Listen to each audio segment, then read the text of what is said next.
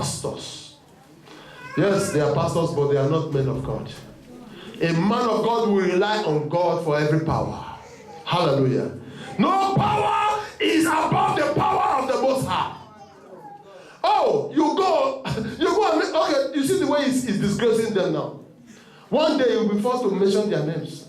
I am praying for that. God, open this man's mouth. Let him begin to mention their name. Since I watched that video, I'll be praying that prayer. And he will open their mouth very soon because God answers the prayers of his children. Hallelujah. Praise the Lord. Yes, they shall be exposed. No power is above the power of God. The greatest power one can have is the power of God. Amen. So that is the reason why we must stick to our God. Hallelujah. We must not be deceived. This generation that we have, there are so many deceivers. So many deceivers. Situation where children who don't even know who God is will begin to tell you they are delivering you. Look at pro. Deceivers! Shut up! My God is angry with you. Shut up! My God is angry for people using his name to deceive people. And a lot of people are following. People who don't even know what God is. They don't even know how to kneel down and pray. Tell me, can those children at midnight, 12 midnight, wake up and kneel down and begin to pray? Those one where don't they snore, they go since 8 o'clock. And you go, can I pro? And people are following. God is a merciful God. If not, God will not strike those children, but those who are using them. We should be careful. We should know who will follow. If you go anywhere and the word is not given to you, please carry your bag. Carry your bag. Because the more you stay there, the more you will be polluted. And before you know it, you are talking like them. Hallelujah. Because the environment you have will always determine who you become. If you move with drug addicts, very soon you start to speak their language. Hallelujah. If you move with drunkards, very soon you start to speak their language. Drink and don't be drunk. But drink, Gary, you start to say that. Meanwhile, before you met them, you knew that the Bible says those who want to perish should continue to drink. But the moment they will tell you, hey, don't mind that was a pastor, yeah, don't mind that. Jesus turned wine into beer. Turn water into wine and wine into beer. They will add their own. Many things you never understand. The way people are doing things now, they make sure that they add their own salt and pepper so that people can be convinced. Hallelujah. Brothers and sisters, let not your ears be in that kind of place or hear the word that cometh from them. Hallelujah. Those you mix with will determine. So if you mix up with people who, when they go to church, it's all about dance, no word. Even the word that will just come will not even be up to 5 minutes. It's just word that is common. And after that, you begin to hear, receive it. You begin to jump out. Hallelujah, I receive. You go home today, say you are blessed. Oh, sorry. You are going home remaining the same. And that shall not be our portion in Jesus' name. Amen. Praise the Lord. We must walk with the Lord. Mary chose the right step, God said, by listening to the word. Amen. It is a place of meeting of those that belong to Christ. Those that belong to Christ. The church is a place of meeting of those that belong to Christ. Romans 8, verse 9. Quickly. It's not a gathering for any other thing, but for those that belong to Christ. Who are those that belong to Christ? Amen. Amen. But you are not in the flesh. You are not in the flesh. Those that belong to Christ, they are not in the flesh. But in the spirit. They are in what? In the spirit. If indeed the Spirit of God dwells in you. Yes. Now, if anyone does not have the Spirit of Christ, he is not his. Amen.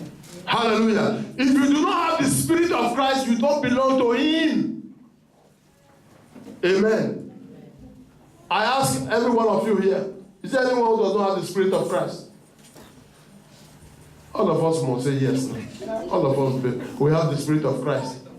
But the moment you live here and you go and drink alcohol, you don't have the Spirit of Christ. The moment you live here and you start to backbite, you start to slander other people, you start to say bad things about others, you don't have the Spirit of Christ. If you think somebody is doing something wrong, please just try and go to that person. Try. Summon courage to go and meet such person. So, sir or sister, this is what I am seeing or I heard that you are doing. Hear from that person before you conclude. Because if you just take decision like that, you are not different from Boko Haram. You know Boko Haram, they just said these people, they are infidel. Go and kill all of them. And they all carry head. You know, you see the way all those, how do you call them? In Spain, they used to do that bull. You see the way bull. Whether fire dead or not, they will carry head. They go. Pursue everybody. Now so they be. You don't ask questions, you just begin to carry the person in your stomach. You carry her, you carry him in your stomach. You see the person progressing, say, that one themselves. You think, are you God? Are you the creator? You want him to die? If God, who said the thing and come to pass, if my God has not said so? Hallelujah. Oh, this pastor, he don't worry us too much. Make it die. I know they die. See, let me tell you, my father used to say, he said, when you see the he-goats every day, you will think in blockhouse go cut one day. This blockhouse not too long, it goes soon cut. Now I know they cut. Let me tell you, I have come to stay. I detest sin. I detest what you people are doing. And if you continue, I will continue to fight you. But if you come to glorify God, you will be my best friend. My best friends are those who love God and those who serve God with all their hearts. It's not hypocrite. That's why God always say, you hypocrite. People will say, this man, you too hard. Jesus was using the word hypocrisy. Do you know what hypocrisy means? Now, insultive words. Hallelujah. Amen. Jesus will look them in the eye and tell them, you hypocrites. You brood of vipers. Now, you might be the doctor, so. And when we use such words for people who are against the work of God, who are going to say, this man is not godly. Who told you? Praise the Lord. The church is for those, it's a place for those who want to encourage one another. Hallelujah. You know, if you read Hebrews chapter 10, verse 25, it told us to fellowship with one another, even as you see the day is approaching. He said, we should not stop by doing so, as is in the character of many of us. Many of us, the character now, if they just talk to me, I'm no more going. Praise the Lord. Whereas in your place of work, your boss offends you every day, you still go to work.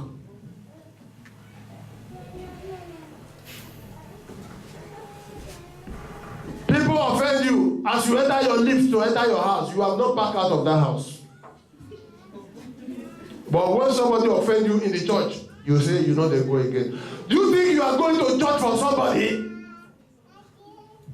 Amen. Praise the Lord.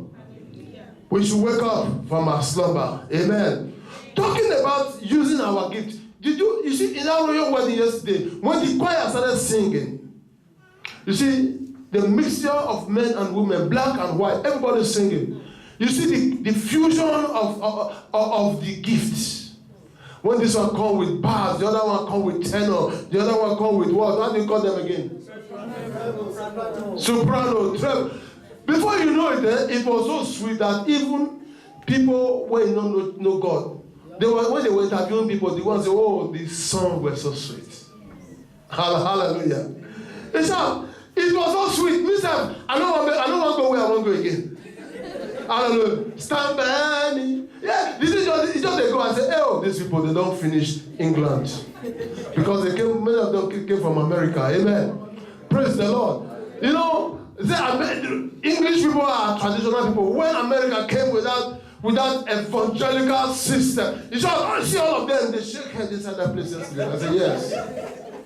This is the light of God. Wherever there is God, there is light. There is joy, there is happiness. The Bible says, in the presence of God, there is fullness of joy. Hallelujah. There is fullness of joy. It's not those ones where they force you to have joy. You feel it. You feel the joy. Those people yesterday, many of them have not visited the church for more than 10 years. But as the song was going yesterday, they were just doing this. Wow. When they started interviewing, they said, wow, this song was wonderful. They didn't know that we enjoy such song every Sunday. Hallelujah. Grass are dickiness. Sister Uwa, Sister Divine, Dapat, Sister Ruth, Sister Gloria, Sister Juliet. It's all, we enjoy them. Hallelujah. Come and see the beauty of God in the church of God. That is what the church is all about. Amen, somebody. Praise the Lord. Praise the mighty Jesus. The church is a place where you go as a sinner. Okay, I've talked about it before. And come out as a righteous man. Amen. Then the church is a place for the born again. In John chapter 3, verse 3, Jesus told Nicodemus, he said, except a man be born again, he cannot enter the kingdom of God. Amen. And let me tell you, this is the statement that is so irritating to so many people, even the so-called Christians. When you talk about saying, all these born again people. And when you ask them, they say, I am a Christian. Hallelujah. You see, these words irritate them. And anybody these words irritate, they can never be Christians. Because this is what God has said. Except a man be born again, he cannot enter the kingdom of God. Holy people, born again people, see them.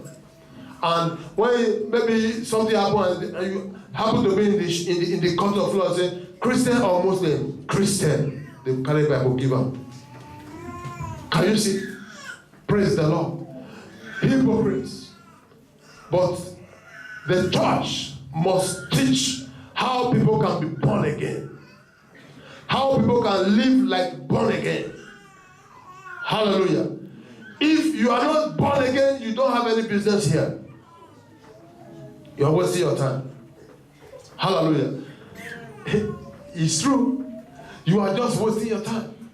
Don't think you're coming to fellowship will just take you to heaven. What takes you to heaven is your relationship after the meeting here. What is your relationship with God? What is your relationship with your God? Are you really a true born-again Christian?